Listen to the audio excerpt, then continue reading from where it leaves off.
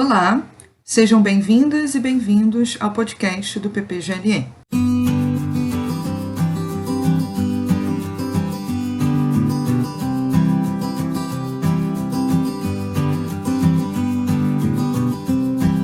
Eu sou Carmel Ramos e sou egressa do programa. Atualmente eu trabalho como professora de História da Filosofia na UFRJ. E eu sou Rayane Araújo, doutoranda no programa. Hoje conversaremos com o professor Vinícius Figueiredo, da UFPR, sobre o seu mais recente livro, intitulado A Paixão da Igualdade, uma genealogia do indivíduo moral na França, publicado em 2021 pela editora Relicário. Vinícius Figueiredo é professor titular no Departamento de Filosofia da Universidade Federal do Paraná, UFPR, possui graduação, mestrado, doutorado e pós-doutorado em Filosofia pela Universidade de São Paulo, integrou o programa de formação de quadros e foi pesquisador do SEBRAP. Desde 1993 é professor da Universidade Federal do Paraná. Foi editor da revista Dois Pontos, secretário-geral da Sociedade Kant Brasileira, presidente da ANPOF, coordenador adjunto e coordenador titular da área de filosofia na CAPES. Foi professor visitante na Universidade de Paris X, na UTR, e na PUC do Rio de Janeiro.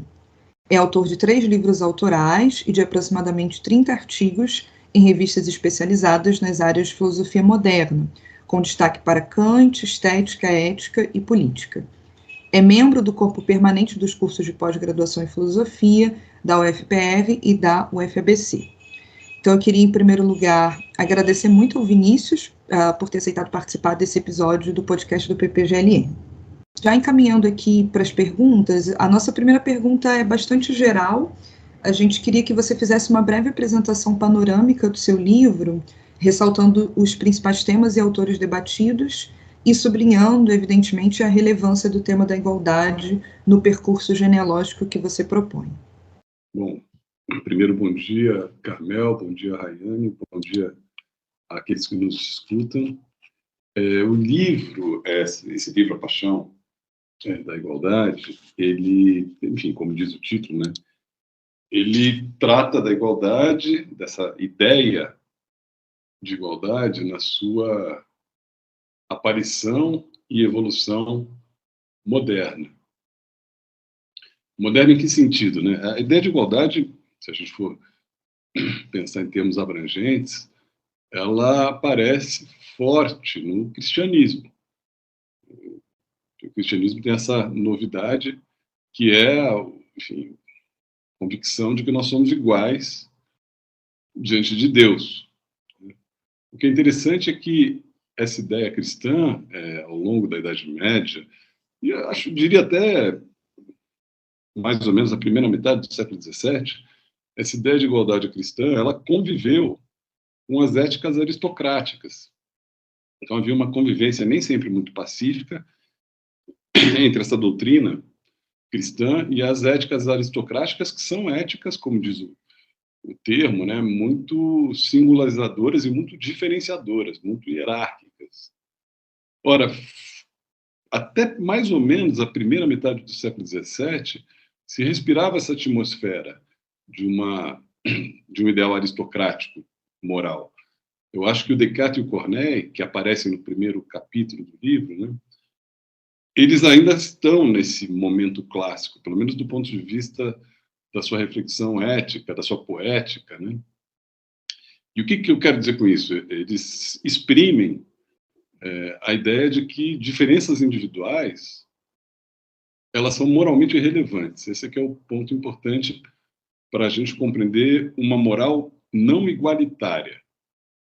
O valor moral de cada um de nós, para o Descartes, e me parece isso vale também para a primeira dramaturgia do Corneille, depende de como o indivíduo ordena, como cada um de nós ordena as suas paixões. É isso que vai mudar com a entrada em cena de Pascal e do conjunto de escritores ligados à Abadia de Port-Royal, que é o capítulo 2. Então, aí começa para valer essa novidade da ideia moderna de igualdade, né, contra essa ideia anterior de uma ética diferenciadora hierárquica, aristocrática, que ainda se percebe vigente na correspondência do Descartes com Elizabeth ou nas tragédias do Corneille. Então, o capítulo 2 trata um pouco disso, quer dizer, como esses autores põem abaixo essa ideia de uma moral hierárquica. Né? O que vai dizer o Pascal? Que nós somos todos iguais na miséria. Então, você tem um nivelamento moral dos indivíduos nesse momento. Né? Na segunda metade do século XVII francês, essa ideia passa a ganhar os círculos cultos, sabe? Ora, os capítulos 3 e 4, o livro tem 4 capítulos, né? São uma discussão de como esse ideal igualitário foi recebido no século XVIII. Aí eu vejo como isso acontece na pintura do fundador do Rococó francês, que é Antoine Watteau, uma pintura nada heróica. Né? Depois eu examino como essa ideia de igualdade, esse legado, foi remanejado, por assim dizer, e incorporado por Voltaire, Diderot e Rousseau. Então, para voltar à tua pergunta, quer dizer, os autores discutidos no livro são aqueles que me pareceram relevantes para refazer a trajetória da ideia de igualdade na França entre os séculos XVII e XVIII. Claro que eu não tive nenhuma pretensão de ser exaustiva. Eu procuro marcar bem os momentos que me parecem importantes nessa trajetória que nos permitiria compreender a gênese da ideia moderna de igualdade. É mais ou menos esse o assunto do livro. Uhum. Então, a gente se inspirou um pouco aqui para estruturar essa conversa no debate que ocorreu sobre o seu livro recentemente lá no IFIX, né, com os professores Ulisses Pinheiro e Marcos Gleise, em que eles foram construindo as perguntas em blocos, primeiro sobre o século XVII, depois sobre o século XVIII. Então, a gente vai dividir aqui as perguntas nesses 2 grandes momentos, a começar pelo século XVII. E uma coisa que me chamou bastante atenção na leitura do seu livro foi a questão metodológica, os caminhos argumentativos que você tomou. Então, para expor, por exemplo, as linhas gerais da moral cartesiana, você recorre menos às passagens consagradas, como, por exemplo, a terceira parte do discurso do método, ou mesmo as paixões da alma, preferindo retirar as suas teses da concepção de liberdade em sua correlação possível com os personagens do Pierre Corneille, que é esse dramaturgo contemporâneo de Descartes. E aí eu tinha uma pergunta dupla, que era para você falar um pouco mais detalhadamente do método utilizado no seu livro, essa passagem fluida entre filosofia, literatura e artes, e também que você caracterizasse, né, aproveitasse para caracterizar isso que você denominou de moral de relevo cartesiana à luz dos personagens cornelianos. Ótimo. Então, você se referiu a esse debate, né, foi muito bacana, na UFRJ, com Ulisses Pinheiro e Marcos Gleise, né? E isso me faz evocar uma observação que o Marcos Gleiser me fez já faz algum tempo, faz alguns anos. Ele dizia o seguinte, que o Jean-Marie Bessade, que foi o orientador dele, de Ulisses também na França, sempre observava que para a gente compreender o debate moral, enfim, filosofia moral do século XVII, é preciso recorrer à dramaturgia do período.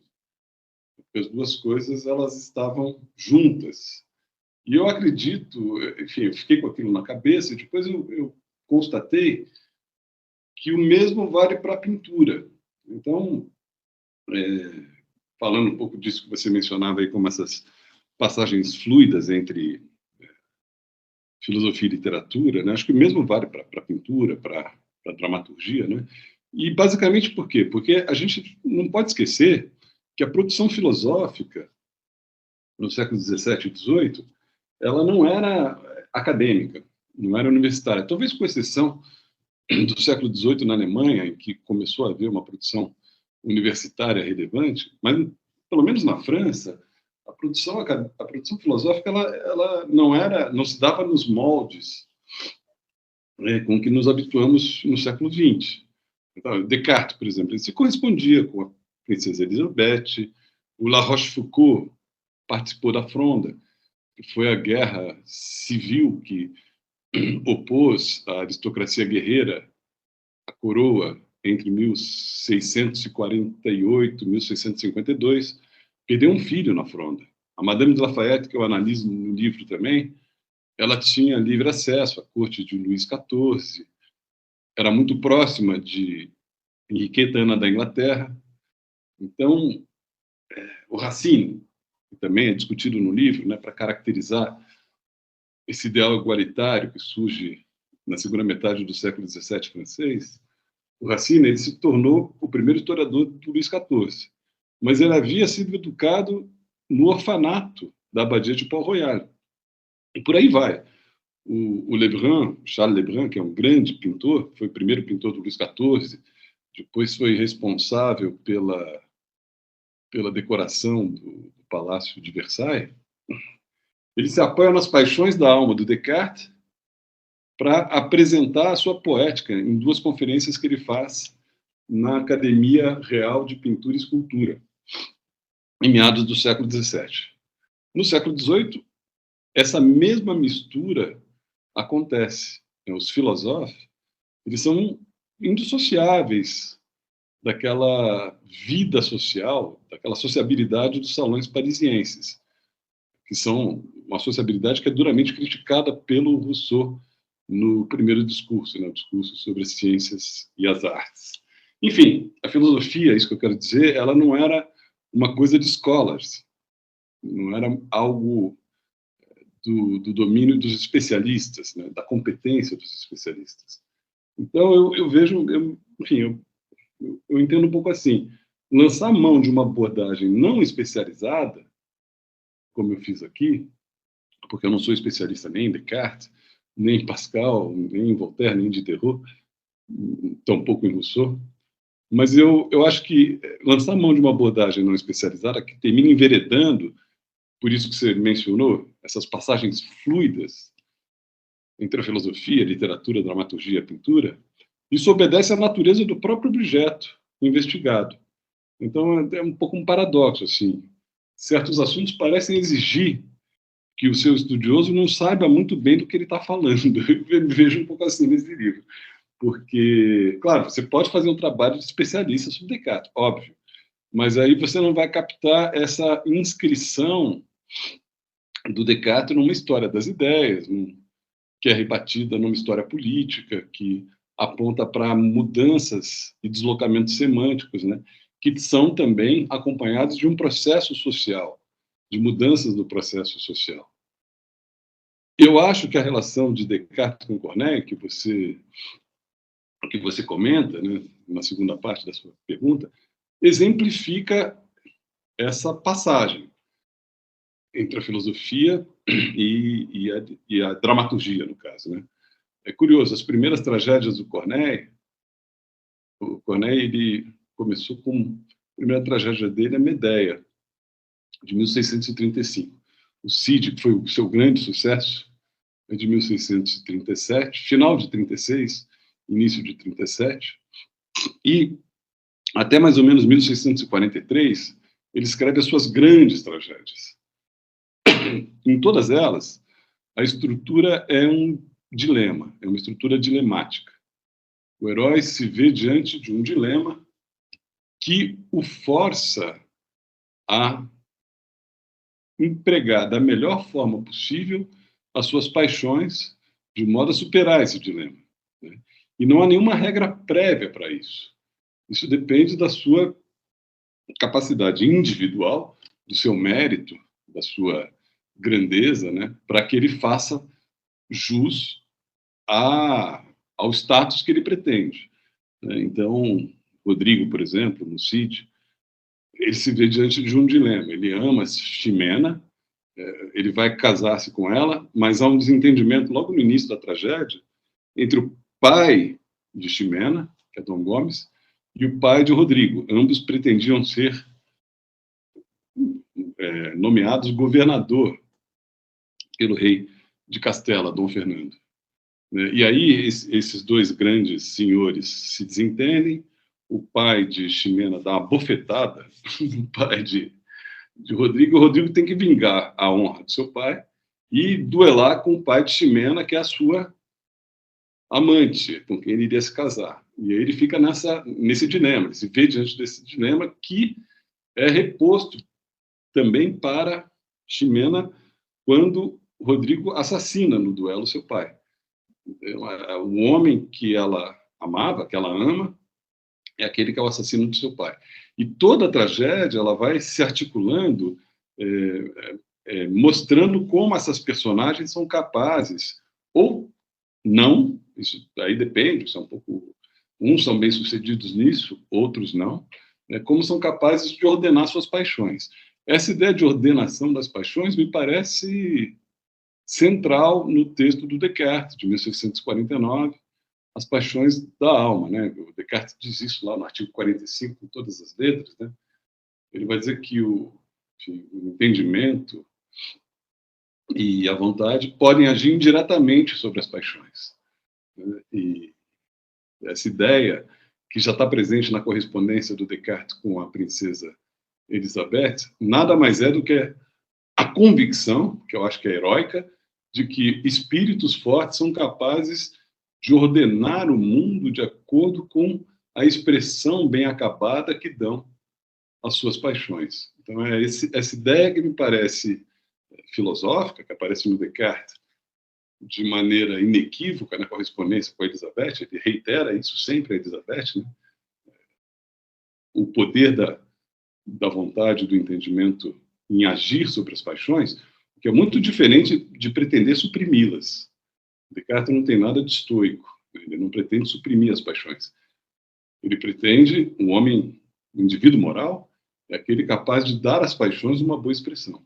Esse ideal me parece rebatido nas primeiras tragédias do Pierre Corneille. Então, essa ligação, que, aliás, já foi apontada pela literatura, desde o final do século XIX, começo do século XX, há estudiosos de dramaturgia e de filosofia que exploram essa semelhança, essa convergência entre Corneille e o Descartes. Isso me parece muito frutífero, não apenas para a gente compreender o Descartes, nem tampouco apenas para a gente compreender o Corneille, mas compreender como eles fizeram parte de uma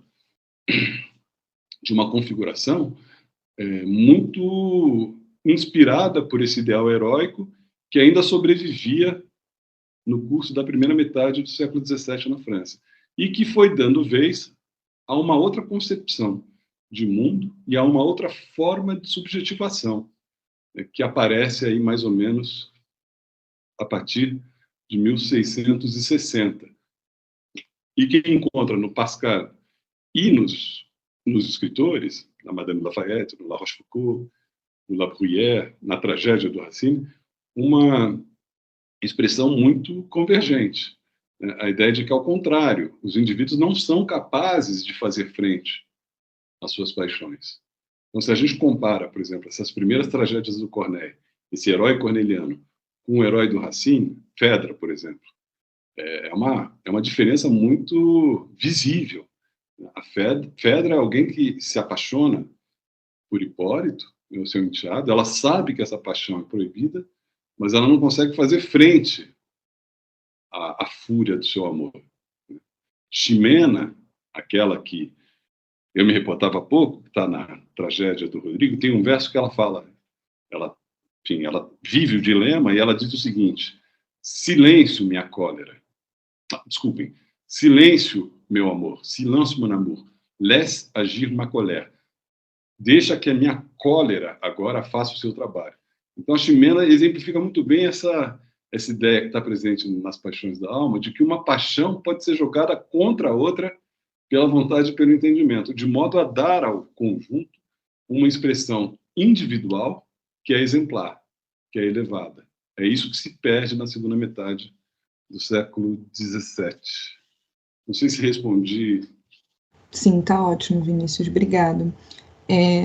Ainda sobre essa moral de relevo, eu tinha uma pergunta sobre especificamente a paixão da generosidade, que eu acho que é uma paixão bem interessante da teoria moral cartesiana, né? porque a generosidade não fica exatamente claro se ela é uma espécie de paixão ou se ela é exatamente uma virtude, mas o que ela faz é que os indivíduos tenham de si próprios uma estima legítima e que os impede, vai dizer Descartes, de desprezar os demais. Então, lá, quando a gente lê os artigos das paixões dedicados à generosidade, a gente observa que, de fato, ela tem um componente heróico.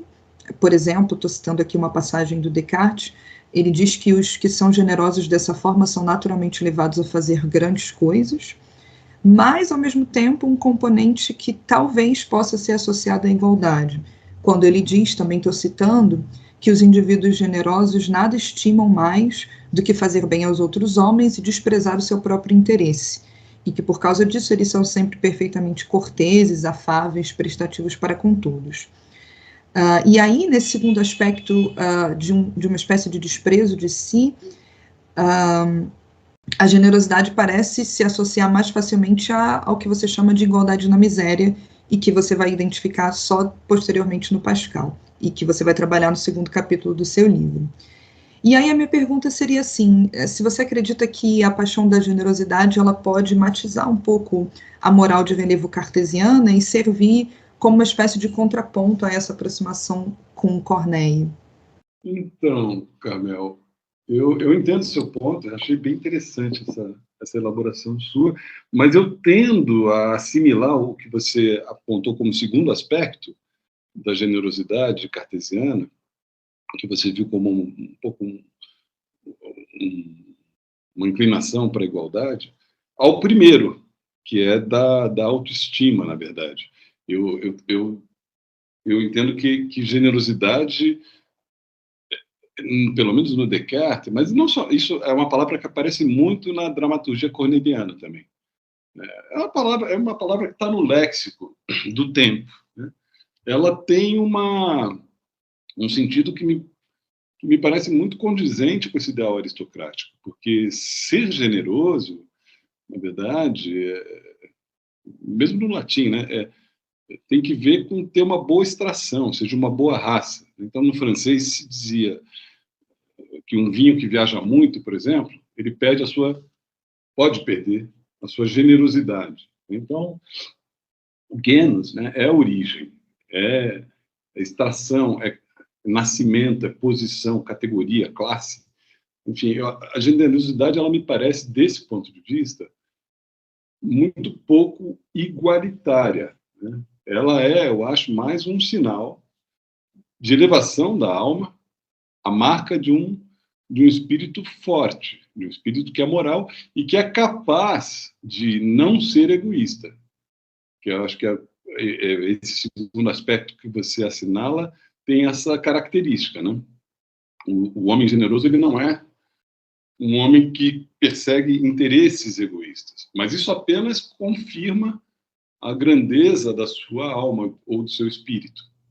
Então, para a gente pensar isso num exemplo mais concreto, que é uma tragédia do Corneille, de 1643, Polieuto, que é a primeira tragédia cristã do Corneille, né? Então, Polieuto era um nobre da Síria e que se converte ao cristianismo na época de Roma.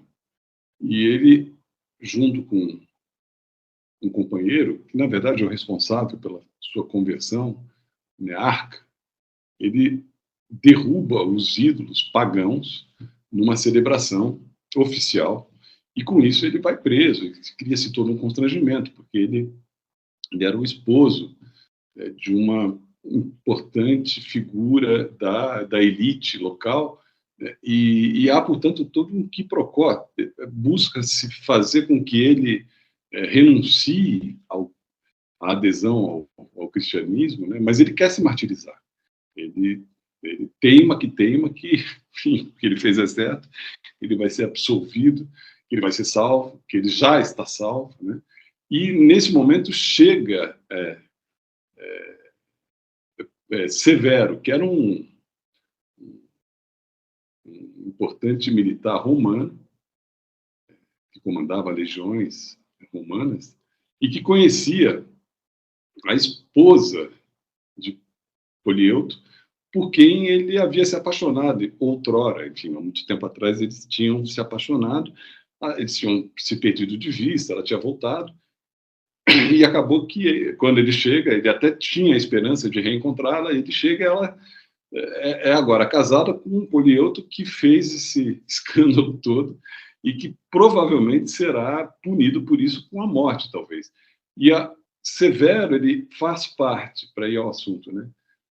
Ele dá testemunho de grande generosidade na medida em que, ao invés de se aproveitar dessa situação e reconquistar a sua amada, ele procura, ao contrário, convencer Polieuto, mas inutilmente, de se reconverter à religião romana.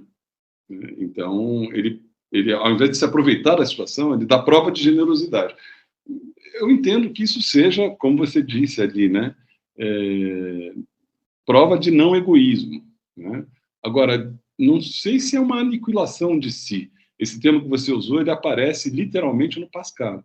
O Pascal vai dizer que a única maneira de se salvar neste mundo é buscar a aniquilação de si, a ideia do amor próprio, que se confunde aqui no Pascal com o amor de si, né? Essa distinção entre amor de si e amor próprio vai aparecer no século XVIII de forma forte no Rousseau, né? Mas o Pascal vai dizer, a única maneira de você se salvar é você aniquilar-se como indivíduo.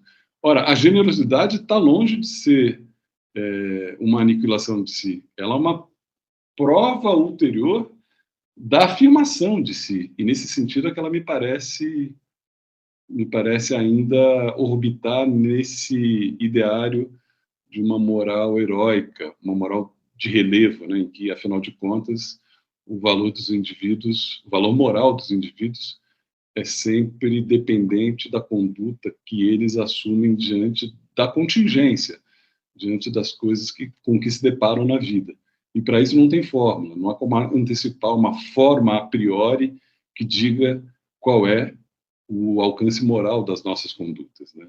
Isso depende sempre de uma decisão individual, daí o valor moral deste ou daquele indivíduo.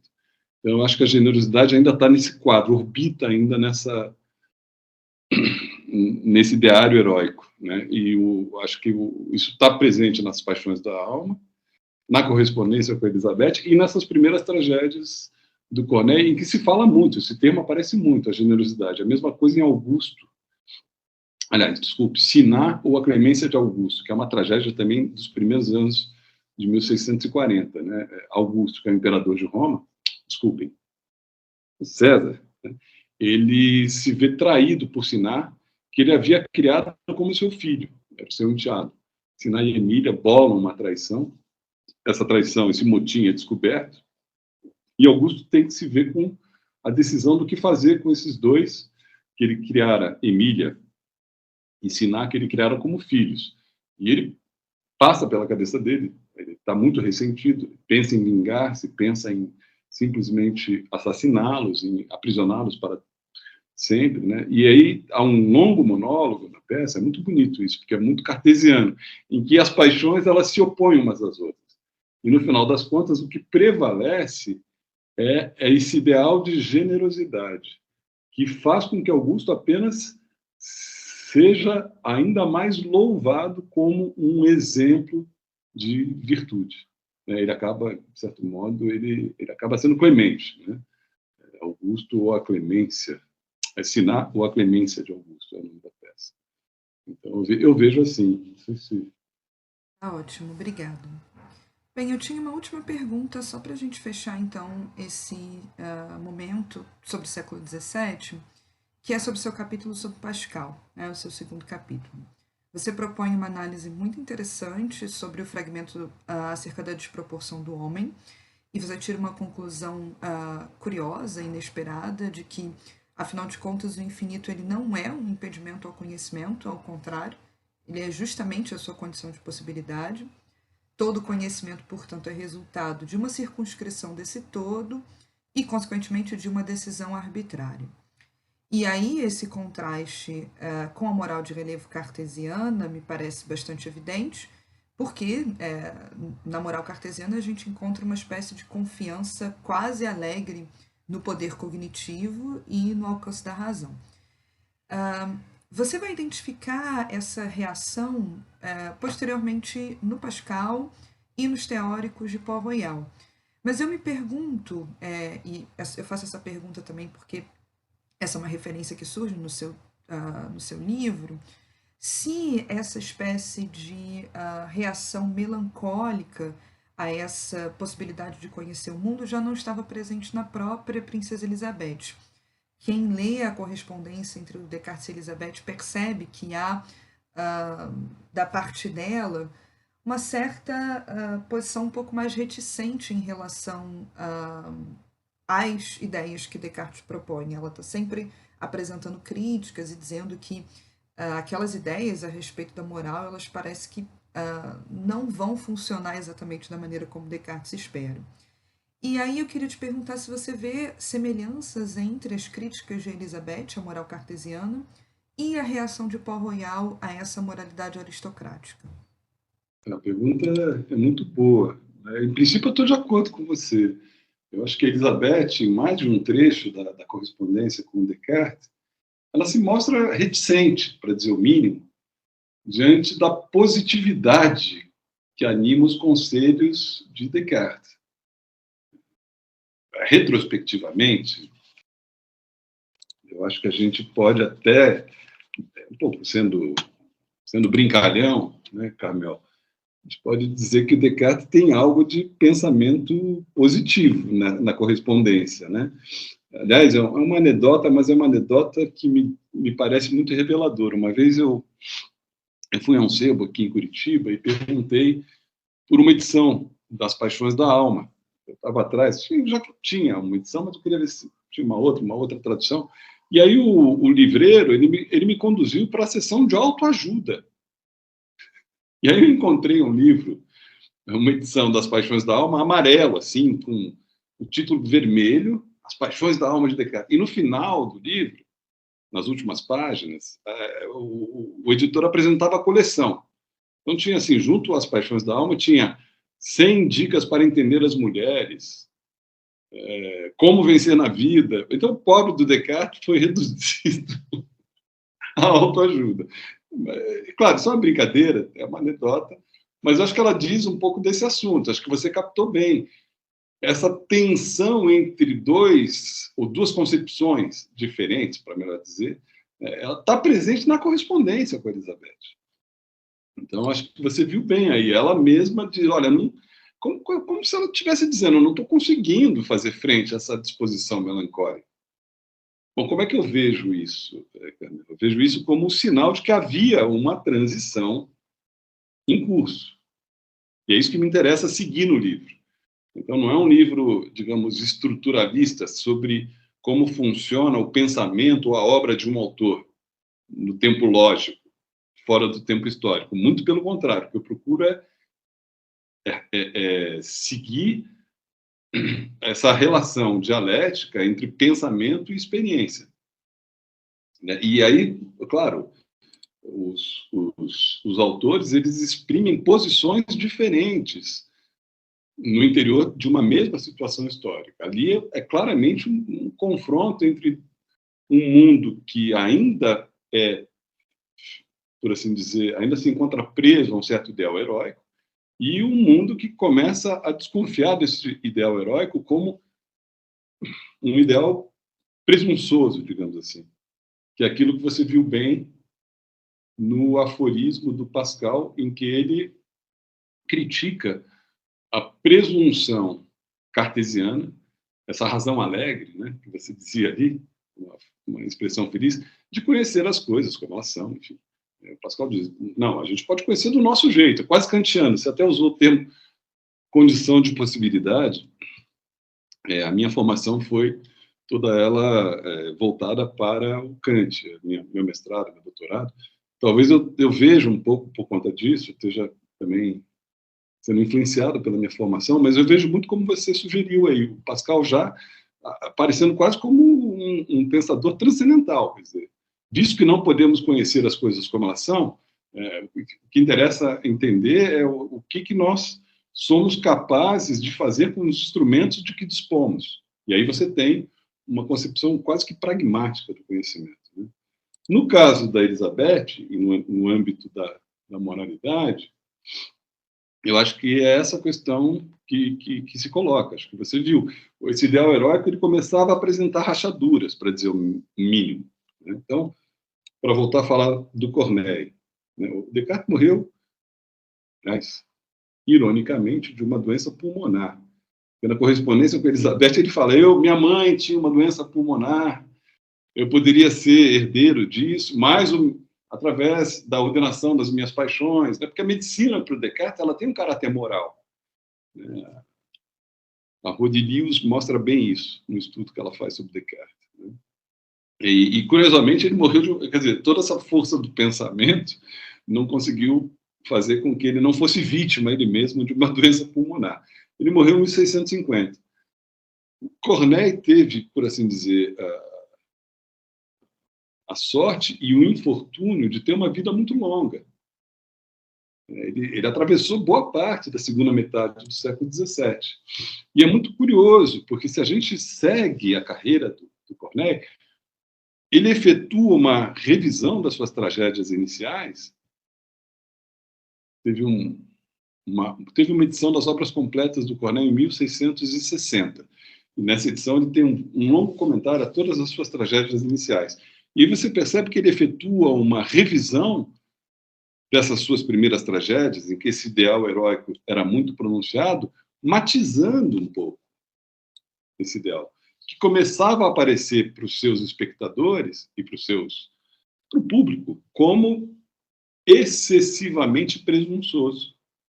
Então, aquilo que era heróico passa a aparecer como afirmação vã de si mesmo. É muito interessante. O próprio Corneille se dá conta disso. Então, isso também prova que havia uma transição ali em curso, né? É curioso, as tragédias do Corneille, isso não é apenas um juízo crítico dele. As próprias tragédias, elas ganham uma nova figura a partir de mais ou menos 1644, enfim, meados aí do século XVII, né?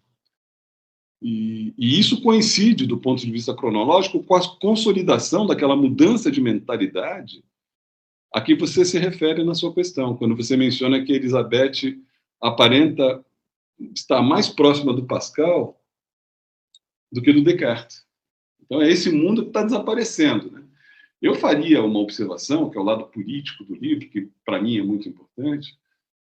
Toda essa mudança, Carmel, ela tem que ver muito de perto com a consolidação do Estado absolutista na França. Porque, no fundo, há uma incompatibilidade de base, de princípio, entre o ideal heróico do indivíduo e um Estado moderno. Não há como ser heróico diante do Leviatã. Esse é o aspecto político da coisa toda, né? O que acontece é que o Estado moderno ele surgiu na Europa ocidental sob mais de uma figura. Essa é um pouco a inspiração tocqueviliana do livro. Então, na França, o Estado foi absolutista e foi a expressão mais bem acabada do absolutismo, né, com Luís XIV. Algo que se preparava já com Richelieu, na primeira metade do século XVII, né, com Luís XIII, que morreu em 1643, Richelieu morreu em 1642, você vê, a época da correspondência do Descartes com Elizabeth, né? Mas se consolidou mesmo depois da derrota definitiva da aristocracia guerreira diante da coroa na Fronda, que foi essa guerra civil muito sangrenta que opôs esses partidos, né, que foi em meados do século XVII. Aí, dali para frente, não havia... esse cortesão, que era heróico, se transformou nesse cortesão um pouco ridículo que vai aparecer na cinematografia sobre a vida cortesã do século XVII, final do século XVII e começo do século XVIII, que é um pouco aquele cortesão que parece um poodle do soberano, né? Ele foi totalmente destituído das suas virtudes. individuais, ele é um vassalo, né? Ora, na Inglaterra, todo esse processo social, que é o aparecimento do Estado moderno, e que corresponde a uma experiência subjetiva de igualdade, de nivelamento dos indivíduos, teve um sentido mais positivo. Por quê? Porque na Inglaterra, Carlos I, o pai da Henriqueta, de quem a Madame Lafayette era tão próxima e que viveu desde muito pequenininha na corte francesa, porque o pai de Henriqueta, Carlos I, ele foi decapitado numa manhã fria de janeiro de 1649. Lá não deu certo o projeto absolutista. Cromwell proclamou uma república em meados do século XVII na Inglaterra. Claro, depois houve a restauração, mas o acordo da monarquia constitucional inglesa já estava, de certo modo, antecipado por esses conflitos que barraram o avanço absolutista na Inglaterra. Então, ser igual na Inglaterra se revestiu de um sentido completamente diverso daquele na França. Então, eu acho que tem esse aspecto político e social, né, e de modernidade, que é importante não perder de vista quando a gente discute todos esses autores, né? Eu me concentrei na França, claro, né, mas sempre tendo um pouco, por comparação, né, por horizonte, essa comparação com os ingleses, o que é uma intuição genial do Tocqueville. Bom, a gente passa agora para o século XVIII. Eu vou citar... antes de citar, eu queria só dizer que eu gostei muito de ler seu livro, Vinícius, e que a pergunta que a Carmel fez sobre a fluidez entre filosofia, literatura e artes foi o que mais me encantou, assim. Por mais que você tenha justificado esse método como necessário para o tema da moralidade, eu acho que ele é muito bem-vindo em outros trabalhos e eu gostaria de conseguir fazer isso algum dia. Mas então eu vou fazer uma citação do seu livro. Você escreve assim: através de Diderot e especialmente de Rousseau, o dualismo instituído por Port-Royal foi retomado e invertido a partir da segunda metade do século XVIII, consumando uma revolução no plano das ideias. Ao invés da remissão ao pecado de origem, que humanizava o conjunto dos homens, dissolvendo suas individualidades numa condição rebaixada, a ser redimida pela via do sobrenatural, Rousseau e Diderot mensuraram que o homem é por aquilo que ele pode ou poderia vir a ser, uma vez inscrito em uma intersubjetividade pautada por ideias comuns. Fim de citação. Aí eu pediria para você comentar o que possibilitou essa mudança a partir da segunda metade do século XVIII com Diderot e Rousseau. Legal, Rayane. Obrigado pela questão e por aquela menção simpática ao ensaísmo, né? Isso é um pouco um ensaio. Foi isso que eu procurei fazer. Acho que, como eu dizia, eu acho que o assunto um pouco exige, né? Porque você não está tratando apenas de um autor. Como pode fazer uma escola? Ele deve fazer uma escola, né? Eu fiz isso no meu doutorado com Kant. Eu peguei alguns textos do Kant e os estudei assim com bastante atenção, bastante trabalho. Eu acho uma coisa super importante de fazer esse trabalho de escola, né? Mas se você vai fazer uma coisa mais ampla, não dá para fazer isso, né? Você tem que sair um pouco tem que arriscar. E aí o ensaio arriscar-se ensaiar, né? É isso um pouco a ideia do ensaio. E tem uma boa tradição no Brasil de ensaísmo, né? A gente às vezes esquece que a gente teve grandes ensaístas, a começar pela Gilda de Mello e Souza, né, e tantos outros, né? Então, eu procurei me inscrever um pouco nessa trajetória. O livro do Luiz Monzani, sobre Desejo e Prazer na Idade Moderna, também tem um pouco esse caráter. Isso é uma história das ideias, né? Quando eu era estudante, eu estou fazendo um parênteses aqui, tá, Rayane? Já volto à sua questão. Mas eu lembro quando eu era estudante, eu estudei na USP, né? Havia um pouco era um palavrão falar a história das ideias. Até hoje, para mim, eu falo, esse livro é um pouco história das ideias, mas eu me sinto um pouco desconfortável, parece que eu estou traindo crime de lesa majestade, assim, que os meus professores virão me assombrar, puxar o meu pé. Não pode fazer história das ideias, você faz filosofia. Enfim, a gente tem que fazer o que a gente achar bacana também, né? Eu tentei fazer isso. Bom, indo ao seu ponto, à sua questão. O que me parece E isso talvez, veja, eu estava falando, juntando as coisas, é um ensaio, mas há várias maneiras de fazer ensaio. O meu é um pouco esquemático. A minha maneira de fazer ensaio, vocês devem ter percebido isso no curso da leitura, eu sigo um esquema ali. Um esquema que eu fui bolando a partir da leitura dos textos, mas há algo muito evidente na minha interpretação que liga o Diderot e o Rousseau ao Pascal. E a sua pergunta é um pouco essa, né? Como explicitar essa ligação? O ponto para mim importante é assinalar que o Pascal inventa uma abordagem filosófica de todo o gênero humano. Ele é, por assim dizer, o fundador da antropologia. Se não há mais sentido, como pretende o Pascal, defender que os indivíduos podem se distinguir uns dos outros por conta das suas condutas, da maneira como ordenam as suas paixões. E segundo Pascal, isso não faz mais sentido, por quê? Porque somos todos igualmente miseráveis, dado o pecado original e o dogma da transmissibilidade desse pecado. Então não há mais uma moral do relevo. Ou se não há mais uma moral do relevo, do ponto de vista moral, os indivíduos são iguais, são indiscerníveis. Aí você tem um discurso sobre a humanidade, sobre a condição moral do ser humano, que o Pascal caracteriza como, é curioso isso, como dupla.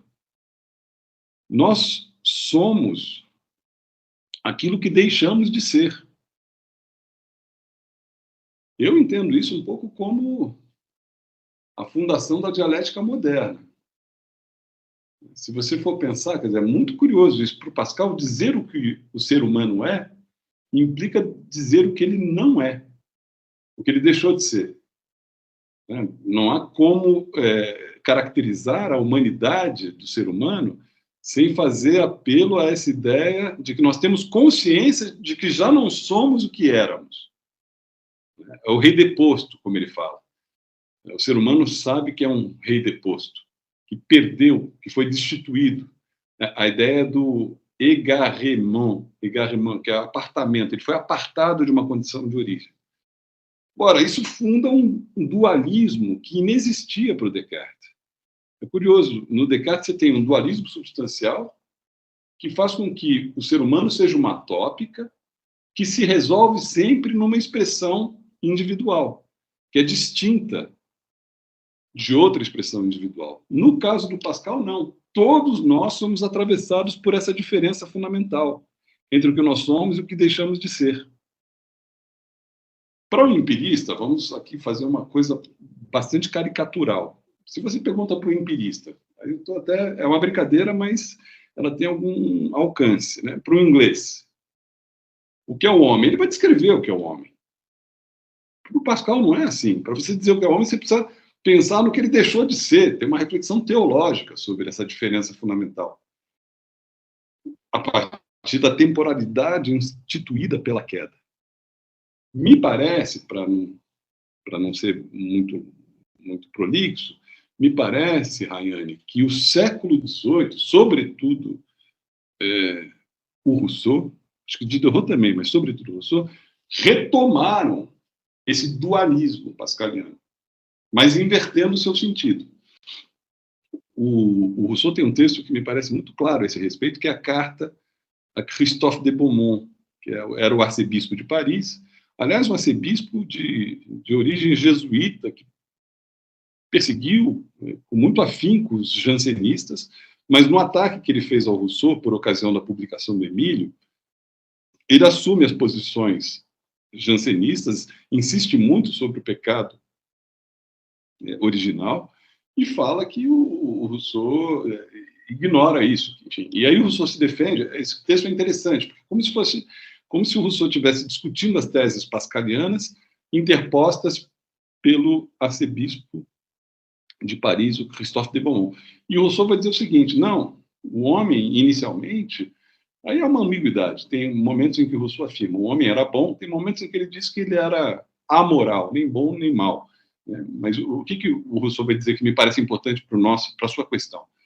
Ele vai dizer, o homem tinha uma vocação para a liberdade e ele, hoje em dia, se viu destituído dessa vocação. Ele já não é mais aquilo que ele era. Toda a crítica da sociabilidade contemporânea para o Rousseau está ligada a essa ideia de que nós deixamos de ser o que éramos. Então, você tem um dualismo parecido com o do Pascal. No segundo discurso, no discurso sobre a origem e fundamento da desigualdade, também tem esse aspecto, né? Enfim, tem aqueles estágios, né? O amor próprio vai se desenvolvendo, tem a divisão social do trabalho, o aparecimento da propriedade. Enfim, os homens, os seres humanos, acabam, aparece ali, se alienando da sua própria humanidade. Né? Essa é um pouco a ideia. Só que o fundamento dessa diferença entre o que nós somos e o que nós deixamos de ser, para o Rousseau é histórico. Então, o Rousseau deixa Deus fora disso. Ele até diz, eu acredito em Deus. O Rousseau deixa isso claro no Emílio. Ele acredita em Deus. Só que o fundamento da diferença entre o que nós somos e o que nós não somos não é mais teológico, não é mais a queda, ele é histórico. Então, a gente virou o que somos por uma contingência histórica. Pelo fato de que alguém cercou uma propriedade, um pedaço de terra, que nem propriedade era, e os outros acreditaram nisso, aceitaram isso. Poderia não ter sido assim. Ora, se poderia não ter sido assim, é também possível imaginar outros mundos. Se o fundamento da diferença entre o que é e não é histórico e não teológico, então a história também pode ser o lugar de uma utopia, de uma mudança social. E me parece que Diderot, mas sobretudo Rousseau, procuraram colocar essa ideia nos seus escritos, quer dizer, a ideia de que você tem mais ou menos maneiras de mudar a realidade das coisas, né? Essa ideia de mudança que é nova, mas o dualismo está ali, o que mudou foi seu fundamento. Não sei se respondi, mas é mais ou menos como eu vejo a coisa. Sim, muito obrigada. E aí, retomando esse dualismo, naquela nossa conversa no IFIX, você mencionou, assim, brevemente, que a sua interpretação do Rousseau se opõe à interpretação do Bruno Bernardi, que é esse importante comentador e organizador das obras do Rousseau, porque a sua interpretação do Rousseau seria dualista e a dele seria imanentista. Você pode comentar essa diferença de interpretação? É uma curiosidade que diz respeito à minha pesquisa, assim, mas eu não consegui identificar, assim, essa diferença, só para eu entender melhor o que você disse naquele momento da conversa. Então, eu tô tateando nessa disputa, enfim, nessa divergência com Bernardi, porque eu conheço pouco o livro mais importante dele, que é A Fábrica dos Conceitos, que é um livro monumental. O que eu conheço melhor são as intervenções editoriais que ele fez, alguns textos que ele escreveu. Ele está junto com um grupo muito competente, né, de estudiosos do Rousseau. Ele está reeditando toda a obra do Rousseau, pela Brun, enfim, uma coisa muito interessante. Eu já comecei a dar uma olhada na Fábrica dos Conceitos. A impressão que eu tenho é que ele defende, ao contrário de leituras que foram feitas mais tradicionais do Rousseau, ele defende que a noção de interesse, por exemplo, é acolhida pelo Rousseau, né, e que você pode ter um Rousseau menos utópico, né, do que a gente se acostumou a ver. A minha interpretação, né, nesse livro, ela é muito calcada nisso que a gente acabou de mencionar como dualismo rousseauista, que nada mais seria do que o dualismo pascaliano invertido. A ideia de que a nossa condição atual ela pode ser cogitada a partir de uma normatividade pensada por nós, aquilo que nós poderíamos ou deveríamos ser. Então, para mim, essa dialética entre o ser e o dever ser já está presente, não só no Rousseau, como, de algum modo, já está antecipada pelo Pascal. Embora no Pascal não haja solução, não haja utopia, não haja política nesse sentido do Rousseau. Mas o dualismo do Rousseau é algo que eu abraço sem muito problema, né? E eu tenho a impressão, Rayane, mas é uma impressão, que, pelo que eu vi um pouco dos textos editoriais e alguns comentários do Bernardi, que ele vai numa outra direção. Ele procura apresentar um Rousseau mais empirista, se você quiser. Um Rousseau menos preso a certos ideais, né, que fizeram com que o Rousseau fosse duramente criticado, por exemplo, pelo Burke, quando faz as suas considerações sobre a Revolução Francesa. Essa ideia de um Rousseau utópico, de um Rousseau iluminista, mas muito abstrato, né? Alguém que promulga certos ideais e que são ideais inoperantes. Essa ideia do pensamento, a crítica que o pensamento conservador fez à Revolução Francesa é também uma crítica a uma filosofia especulativa. Não entendo que o Rousseau corresponda ao retrato que o Burke faz dele. Eu acho que é muito mais sofisticado do que isso. Mas eu vejo que há uma tensão no Rousseau entre o exame do que somos e a referência ao que poderíamos vir a ser. É isso que eu estou chamando de dualismo. E eu tenho a impressão que a interpretação do Bernardi tende a negligenciar esse aspecto. É assim que eu vejo um futuro confronto, se eu seguir nesse caminho, né, com essa interpretação, de resto, magistral. Quer dizer, acho que o grupo que se formou ali é muito... Enfim, está renovando, né, muita coisa. Suas edições são muito boas. Então, é uma coisa muito produtiva. É isso que eu poderia dizer. Assim. Sim. Sim, é só uma impressão também. Mas... Você concorda com isso, mais ou menos? Você acha que vai dar colisão, por assim dizer? Eu não saberia dizer, mas eu acho que uma virtude, talvez, uma vantagem dessa interpretação dualista seria preservar alguns paradoxos que estão presentes no Rousseau, que eu acho que pode ser uma outra abordagem, um método.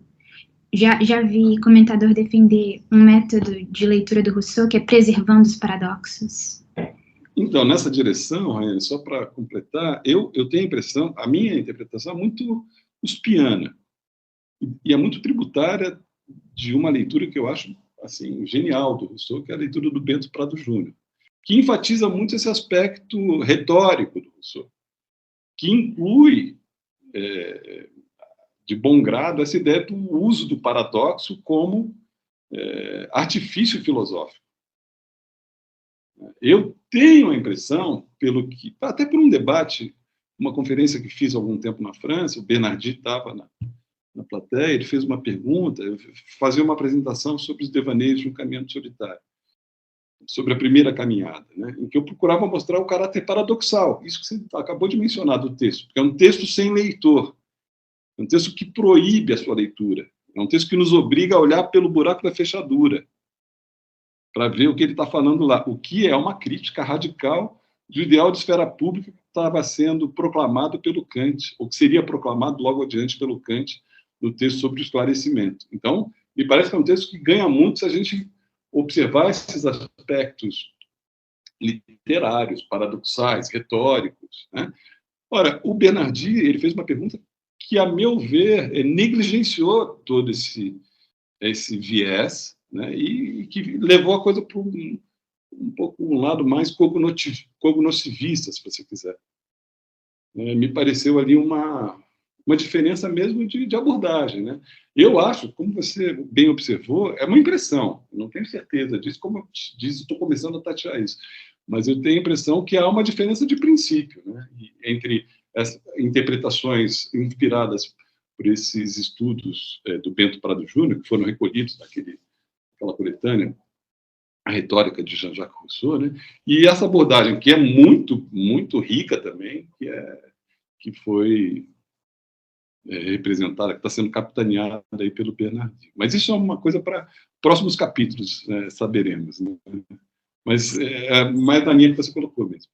Obrigada. E aí, para finalizar a nossa conversa hoje, uma última questão, por conta do tempo, Eu queria te perguntar, Vinícius, o que você diria que nós contemporâneos... Não, desculpa. O quanto você diria que nós contemporâneos ainda nos orientamos nesse horizonte de compreensão do indivíduo moral francês, moderno, que você abordou no livro? Assim, qual o legado da paixão francesa pela igualdade?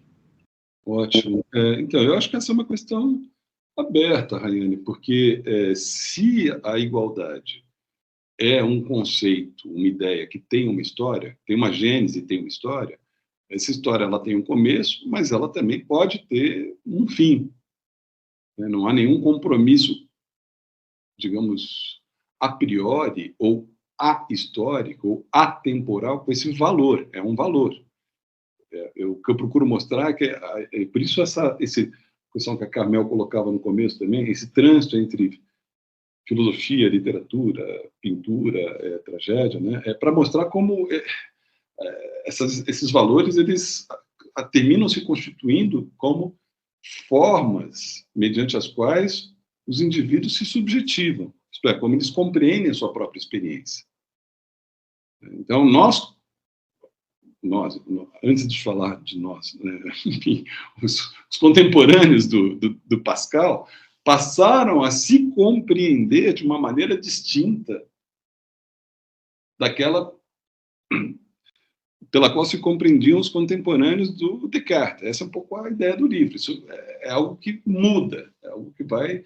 A liberdade mudou de significado, a igualdade mudou de significado, a generosidade, né, que falava Carmel, também tem um significado para nós, que hoje em dia é um pouco distante desse sentido, a meu ver, original, aristocrático. Né? Então, os conceitos, as ideias, elas se encontram numa experiência social que é dinâmica. Eu acho que a ideia de igualdade e a sua correlação com a liberdade, né, a sua ideia correlativa à liberdade, foram muito importantes nos séculos XVIII, XIX e XX.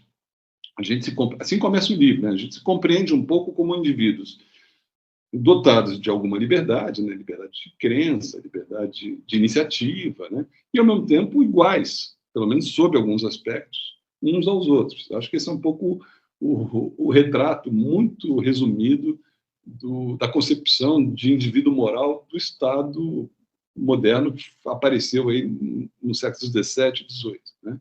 Acho que isso durou até mais ou menos o final do século XX. Ainda existe essa compreensão? Me parece que sim, mas que há rachaduras importantes, eu não tenho muita dúvida. Então, acho que as pessoas elas estão se compreendendo menos como iguais umas às outras. Estão valorizando menos esse aspecto para se compreenderem como agentes. Então, isso é um aspecto dinâmico da vida social que aparece na produção artística, na produção filosófica, na reflexão, que aparece na política, né? E eu acho que a gente está assistindo a uma mudança, que tem muito que ver, se eu não estiver completamente enganado, né, no livro, com a crise desse mesmo Estado que estava presente quando essa ideia de igualdade apareceu na França. Foi o Estado absolutista que nivelou os súditos, primeiramente. Depois, esses súditos se tornaram cidadãos, né, e hoje em dia, bom, a cidadania, nesse sentido mais clássico, ela está muito exposta, né, a ameaças, quer dizer, acho que essas coisas estão mudando, a gente está se compreendendo de uma forma diferente, né? Então, é uma pergunta que não tem uma resposta, ela está em aberto, acho que isso depende da política, depende da ação, depende da economia também, não só, né, enfim, acho que é uma boa questão, mas é uma questão que, para ser bem respondida, não pode ter uma resposta. Bom, então acho que com isso a gente finaliza a nossa conversa. Queria agradecer muito ao Vinícius e, claro, a Rayane também pelas perguntas. E queria convidar os ouvintes e as ouvintes a lerem o livro do Vinícius, né? A Paixão da Igualdade, uma genealogia do indivíduo moral na França, publicado pela editora Relicário. O livro pode ser adquirido no próprio site da editora e também, é claro, nas outras livrarias. Então é isso, muito obrigada.